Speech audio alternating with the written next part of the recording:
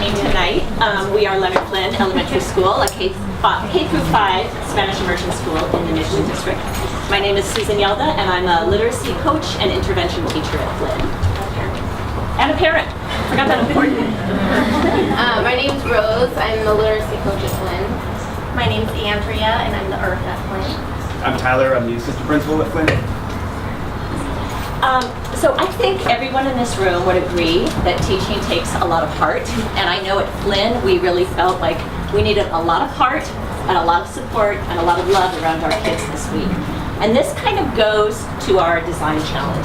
We've had a lot of new teachers at our school over the last few years, and they tend to be brand new teachers, and our design challenge is really around how might we help our new teachers be supported inside and outside of the classroom so that they feel successful while teaching. To give you just a little bit of context about Flynn, we had 6 new classroom teachers and 6 new staff members last year. 4 people left during the year. This year, we have 9 new classroom teachers and 10 new staff members. 3 have already left in the beginning of the year. We have a lot of new children. We have a lot of children with a lot of high needs. Lovely, wonderful children who have a lot of needs, and we're doing our very, very best. But our new teachers are struggling with it. At the end of last year, knowing this, we got together with some schools in the Bayview, and we did some collaboration with them about how we might support new teachers. And we also collected some data from some of our teachers who left and did some exit interviews and really tried to get their honest feedback about what they needed to be supported. And that started off our design challenge. So, as Susan said, we knew that we were going to have a lot of new teachers, and we needed to do our best to support them. So when we came into our design process, we started to think about what is something we can give our new teacher. So we came up with this prototype of a manual, like a how-to survival guide of getting through that first year. And we storyboarded that, and we went back to our school. We got feedback from our new teachers and our community, and we realized that it was just one more thing to give our teachers, and they already have so many things. So we realized through that our teachers were responding more to our one-on-one conversations that we're having, our connections that we made with them. So we moved away from a paper and we came into having a human relationship. So a hands-on and a minds-on approach of working with our teachers. So here's us during our design process. And our outcomes that we have, so near-term goals that we would have is the teachers would feel supported, they would feel successful, and that would lead to students feeling supported in the classroom as well. Our long-term goal is that if our teachers are feeling supported now, they'll want to stay, and then they will feel even more successful next year. That will lead to stronger teachers that will help our students and give them the academic learning that they need and the socio-emotional learning that they need. These teachers will then have better relationships with families when they stay in our school for many years, so that way we'll know that parents will have siblings in the same classes and no teachers, and we'll have that community connection. And last of all, those teachers will hopefully be working in the same grades and with the same colleagues, and so their planning time would be more effective, and they would be stronger teachers with their colleagues. So, how many of you here are familiar with RTI, the RTI model of response to intervention? A lot of you, great.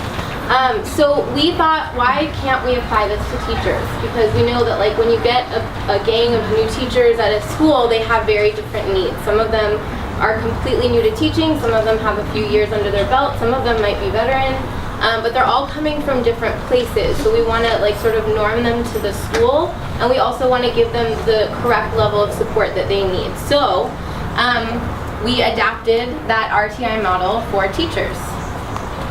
So tier 1, which would be like the majority, hopefully, of our teachers, that would be about 80%. We would give them, everyone who's new to the school, we would give them an orientation. So at the beginning of the year, hopefully before the year started, we're thinking early August, we give them an orientation. how the school typically runs. We give them a beginning of the year classroom setup support team. So to come in and help you set up your classroom, make sure your Elmo's set up, make sure you have all the materials you need so that you're not alone in doing that. A new teacher reference guide, so we would have some, a kind of go-to place where if they needed some information, they knew where to go. A welcome kit, which we've displayed here. So it would look something like this, hopefully more robust. But we ate the chocolate. There was chocolate. Yeah. And then we would do a buddy, give them a buddy teacher. So somebody who's been on staff, who's a veteran teacher, and we would pair them up based on hopefully like grade level sort of similarity and such. And then we would have new teacher monthly meetings, which would start early on in the year. Opportunity for coaching and building a community. So this is what we're offering to every new teacher that comes to our school. Then, moving on to tier 2, and moving through I'm just going to go through what the tiers are, and then I'm going to just mention how we would decide when teachers were moving into tier 2 and 3. So tier 2 would be, you would be in a one-on-one coaching cycle so teacher-directed goal setting. So not like you need to work on this, but what do you want to work on? Like what is your biggest challenge right now, and how can I help you through that?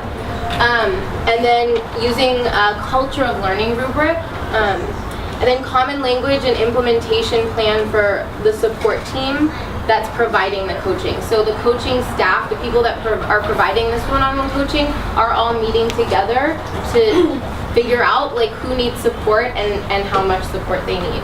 And then within those meetings, we would be able to figure out who are our tier 3 teachers, who are our teachers who need a one-on-one coaching cycle, all the things I just went through, but with an increase in frequency and an increase in intensity.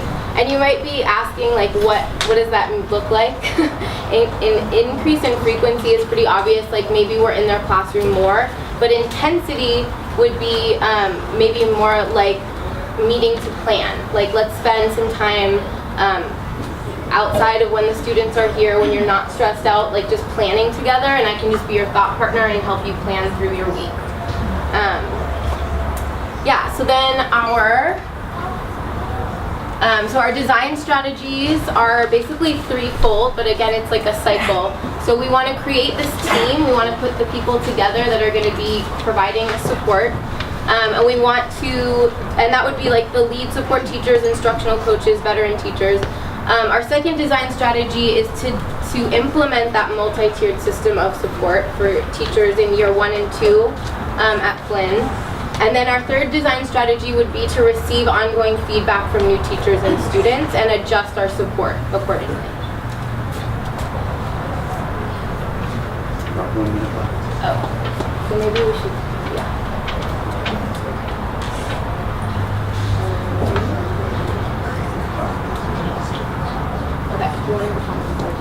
Sure. The fun stuff. yeah. So as we went through the process, the thing that we were realizing is the constraint for teachers and people working in schools is always time.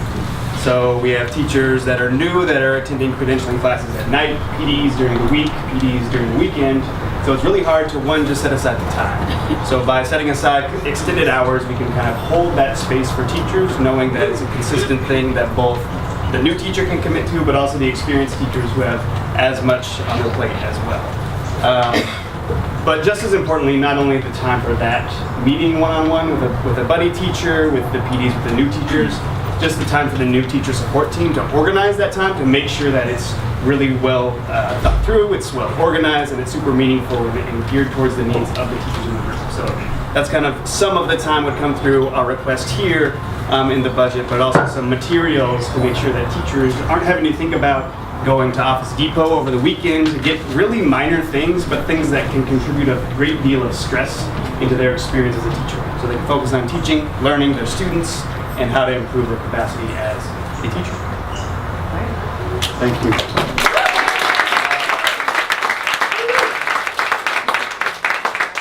Give it up for Leonard Flynn again. Next up we have Oliver here.